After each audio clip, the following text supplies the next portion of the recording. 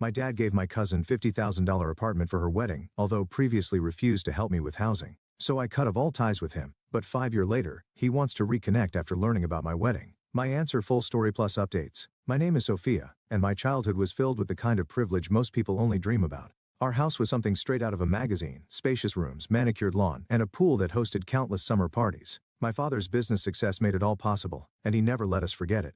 Sophia, honey, remember that everything we have comes from hard work, my dad would say, his voice carrying that familiar mix of pride and authority. I'd nod, trying to absorb the lesson, even though at that age I was more interested in playing with my cousin Chloe than understanding the value of money. Ah, Chloe. She was practically my sister, even though technically she was my cousin. Just a year younger than me, she was the daughter of my father's younger brother, Uncle Mark.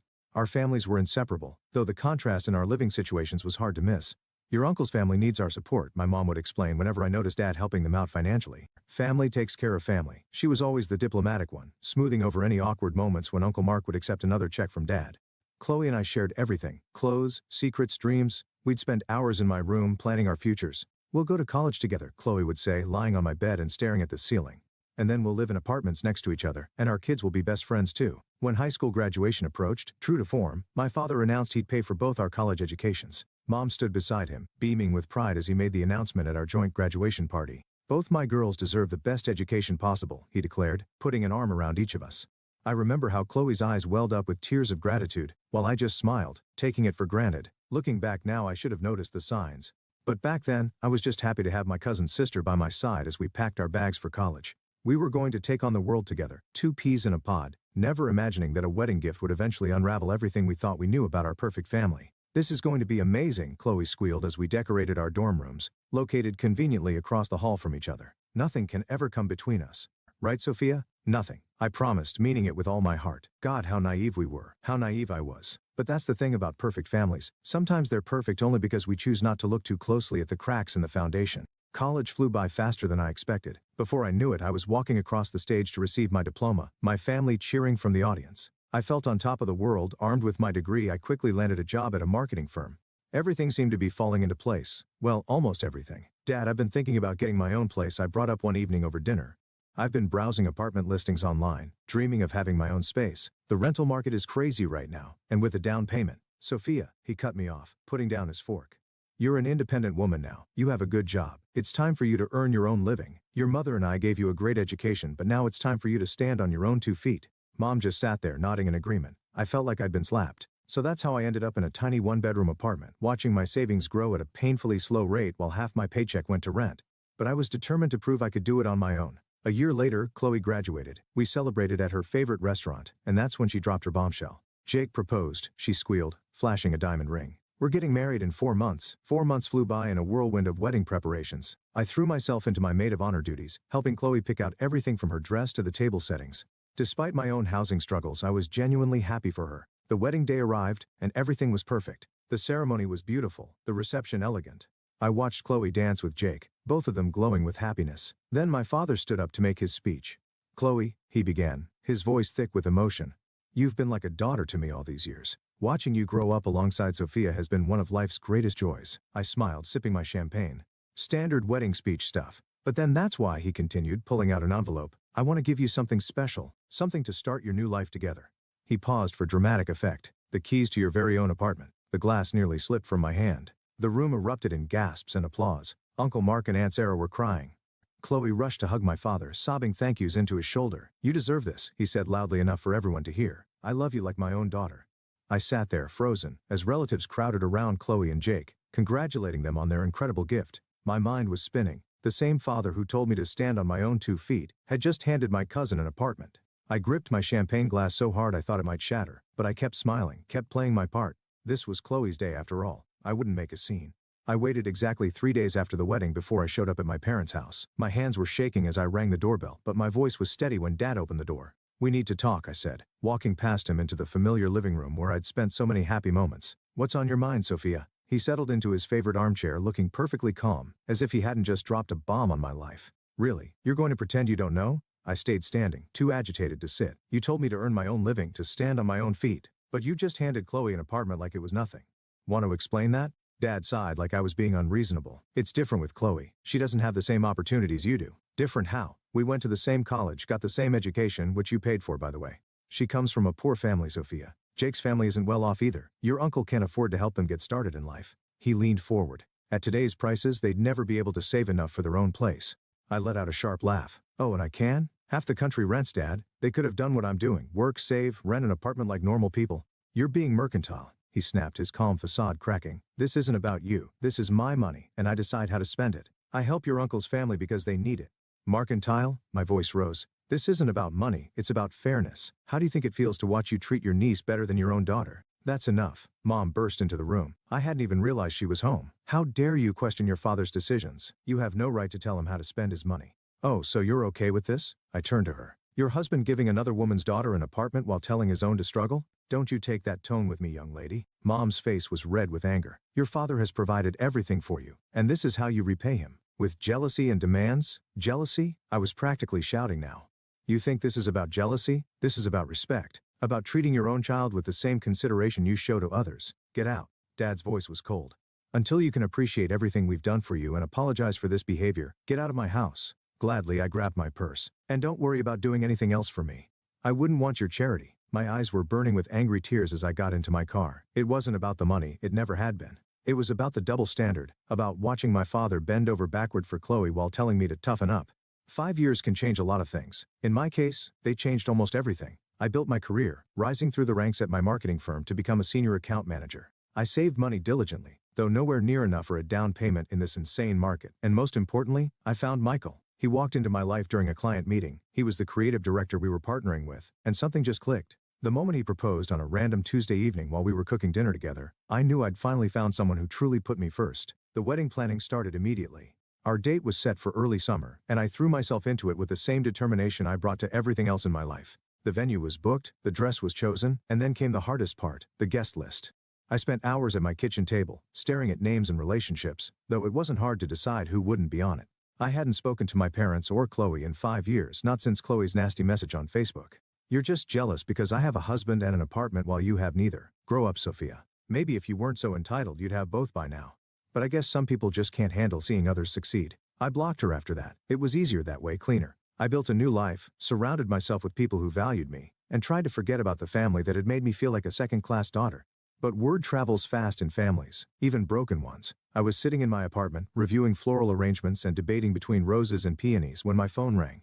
Dad's name flashed on the screen, the first time in 5 years. My heart jumped into my throat and my hand shook as I answered. Sophia. His voice sounded older somehow, more tired. I hear congratulations are in order. Who told you? My voice came out steadier than I felt. Does it matter? Why didn't you invite me to your wedding? He paused and I could hear the hurt in his voice. I'm your father. I should be the one walking you down the aisle. A bitter laugh escaped me before I could stop it. Really? Now you want to play the father card? Sophia. Actually, I'm curious. I cut him off feeling reckless. Something about hearing his voice had unleashed all the emotions I'd kept carefully contained for 5 years. Will you be giving me an apartment as a wedding gift? You know, like you did for Chloe? The silence on the other end stretched out so long I thought he'd hung up. Finally, he cleared his throat. Look, sweetheart. Business hasn't been great lately. I can give you $5,000 for the wedding. That's a generous gift. You should be grateful. $5,000. After giving Chloe a whole apartment, I felt that old familiar burn of indignation rising in my throat. Some things, it seemed, never changed. Thanks for your generosity, Dad, I said, my voice dripping with sarcasm. But keep your money. I don't need it. The line went dead before he could respond. I stared at my phone, my hands trembling slightly, wondering if that 5-year silence had been better than this reminder of why I'd cut contact in the first place.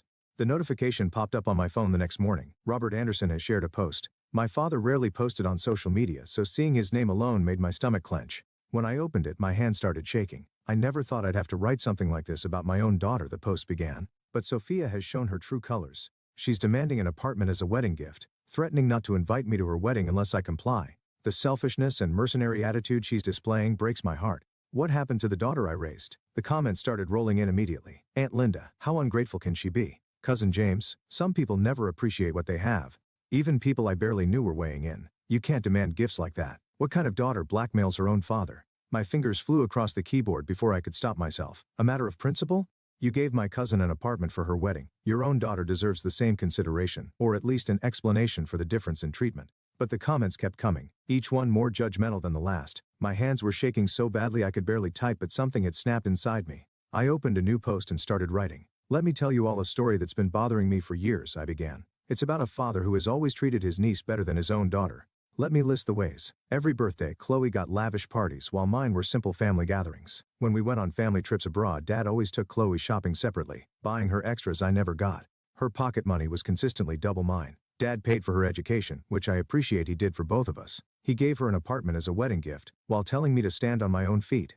At Chloe's wedding, she had her first dance with my father instead of her own. And you know what? The more I think about it, the more suspicious this whole situation seems. I wouldn't even be surprised if it turned out Chloe was actually my father's daughter. I hit post before I could second guess myself. The word stared back at me from the screen. A nuclear bomb dropped into the middle of our family's carefully maintained facade.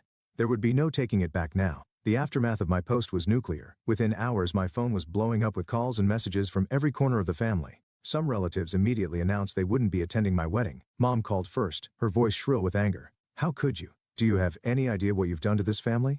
Your father is devastated. We raised you better than this. Dad's call came next. A stream of rage and accusations about how I was destroying the family name. You're dead to me, he spat before hanging up. Aunt Sarah's call was particularly venomous. You vindictive little bitch, she hissed. How dare you suggest?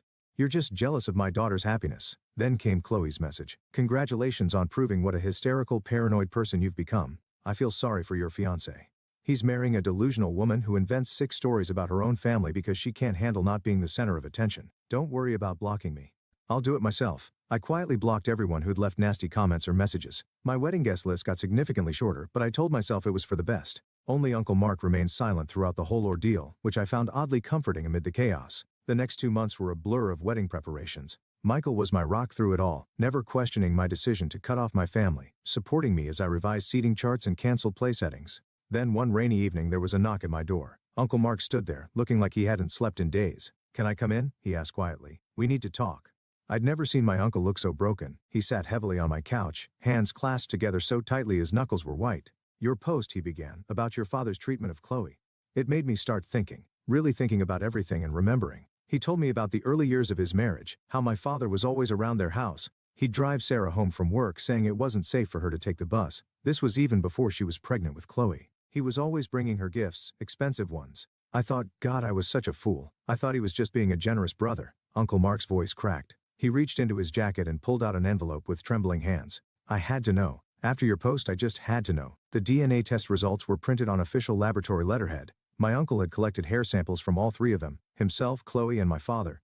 The results were unequivocal. Uncle Mark's genetic match to Chloe showed only an uncle's relationship, 84%, while my father showed a 99.99% paternal match. Sarah confessed everything today. He whispered, 25 years. They've been having an affair for 25 years, since before Chloe was even conceived. We sat there until well past midnight piecing together memories that suddenly made horrifying sense. The special treatment, the excessive gifts, the way my father always seemed to know about Chloe's life before anyone else. All those times he'd insisted on driving Aunt Sarah to doctor's appointments when she was pregnant. I'm so sorry, Sophia, Uncle Mark said as he was leaving. I should have seen it, should have known. I watched him walk to his car in the rain, his shoulders hunched with the weight of 2 decades of betrayal. For the first time since this whole nightmare began, I felt no satisfaction in being right. The morning after Uncle Mark's visit changed everything. I was still processing our conversation when my phone buzzed with a text from Mom. Sophia, your uncle just left. We need to talk. Can you meet me at Rosemary's Cafe in an hour? I found her already there, sitting in a corner booth, looking like she hadn't slept. Her hands were wrapped around an untouched cup of coffee, and I noticed they were shaking slightly. I filed for divorce, she said before I could even sit down. I just came from the lawyer's office. Her voice cracked. 25 years of marriage, and I never knew. Never wanted to know, maybe. Uncle Mark had told her everything, the DNA test results, Aunt Sarah's confession, the decades-long affair. He'd filed for divorce too, unable to stay married to a woman who'd lived such a profound lie.